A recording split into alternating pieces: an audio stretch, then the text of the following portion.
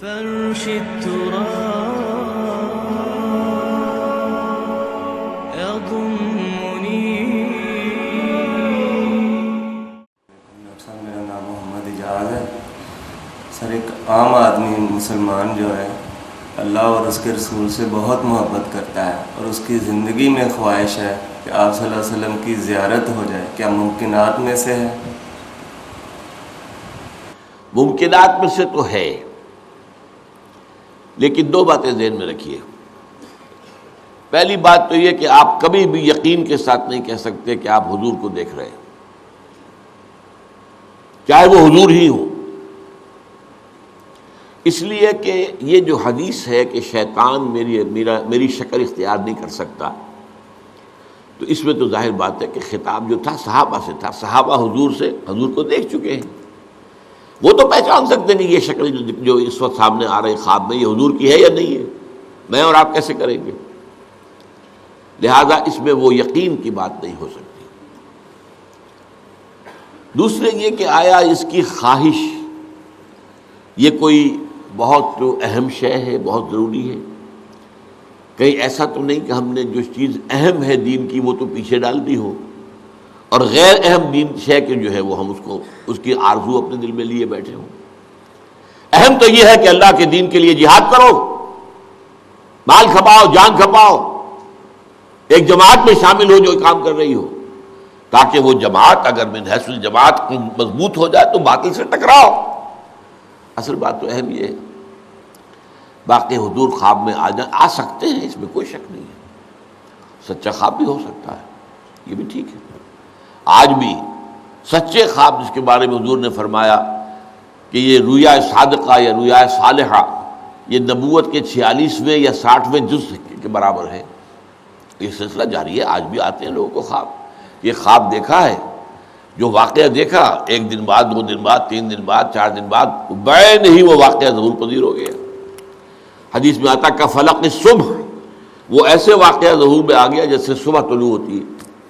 تو یہ سچا خواب ہے. اس کا مطلب یہ ہے کہ ملائکہ کا جو عالم ہے اس کے ساتھ اس انسان کی روح کا قرب ہو چکا ہے. تو ملائکہ کے ہاتھ میں ہوتے ہیں وہ ایگزیکٹو آرڈرز. آپ کو معلوم ہے کہ کہاں اسلام آباد میں کوئی فیصلہ ہو گیا یہاں کے کسی گورنمنٹ آفیشل کے لیے کہ اس کو پروموٹ کر کے وہاں پہنچاؤ. اب ابھی وہ آرڈر فرض کیجئے کہ ابھی ٹیلی فون وغیرہ نہیں تھے، تو ٹائپ ہو رہا ہے، ٹائپ ہو کر وہ پھر جائے گا، پھر دستخط ہوں گے، پھر جائے گا لاہور آئے گا، تو وقت لگے گا نا. لیکن اس عرصے میں وہاں کا کوئی آدمی جو ہے وہ بتا دیتا ہے اس کو کہ تمہارے لیے یہ آرڈر ہو گئے. بھائی ابھی وہ آرڈر تو نہیں آیا اس کے پاس، پتہ چل گیا کہ آرڈر ہو گئے. اسی طریقے سے فرشتے بعض اوقات جو ہے جب کسی کا قرب ہوتا ہے تو ان سے معلوم ہو جاتا ہے انہیں کہ کیا واقعہ ظہور پذیر ہونے والا ہے. وہ واقعہ اس کا نام ہے رویا صالحہ، رویا صادقہ. اور حضرت عائشہ رضی اللہ تعالی عنہ سے جو روایت ہے اور وہ متفق علیہ روایت ہے کہ جو وحی کا آغاز ہوا ہے حضور پر صلی اللہ علیہ وسلم، ان میں سب سے پہلے یہ سچے خواب ہی آپ دیکھتے تھے. تو جو آپ دیکھتے تھے وہ عالم واقعہ میں کفلق صبح اسی طریقے سے وہ واقعہ ظہور پذیر ہو جاتا تھا. یہ گویا کہ آغاز تھا اس کا کہ روح محمدی کا وہ عالم ارواح کے ساتھ، عالم ملائکہ کے ساتھ اب اتصال ہو گیا ہے. اب اس کے بعد پھر وحی شروع ہوئی ہے. براہ راست جو ہے وہی حضرت جبرائیل علیہ السلام لے کر آئے، پہلی وحی غار حرا میں. تو یہ بات آپ کی جو تھی خواب کی، تو خواب میں حضور آ سکتے ہیں، اس میں کوئی شک نہیں.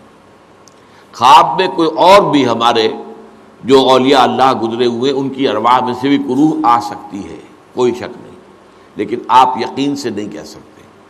ہو سکتا ہے کہ کسی شیطان نے کہا ہو اور آپ کو وہ کوئی ورگلا رہے ہو. تو دوسری لازمی بات جو ہے وہ ان خوابوں کی یہ ہوگی کہ کوئی شے اگر کتاب و سنت کے منافی کہی جائے تو کہیے شیطان کا خواب ہے. چاہے کہنے والا کہہ رہا ہو کہ میں رسول اللہ تم سے بات کر رہا ہوں، نہیں، کتاب و سنت کے خلاف بات ہے تو شیطانی خواب ہے، رد کرو. اگر ایسی بات نہیں ہے تو آپ اگر دل گواہی دے دیں کہ واقعی حضوری تھے، چلیے کوئی بات نہیں، لیکن یقین کے ساتھ نہیں کہہ سکتے ہیں. اور اس خواب سے کوئی حکم شرعی ثابت نہیں ہو سکتا کہ مجھے تو خواب میں یہ بتا دیا حضور نے وہ تو یوں ہے، میرے لیے تو شراب حلال کر دی ہے، تو وہ شیطان ہی کر سکتا ہے، حضور تو نہیں کر سکتا. هي الحلقات تحفظني بآيات من القرآن، هي الحلقات تملأني بحب المصطفى العدنان.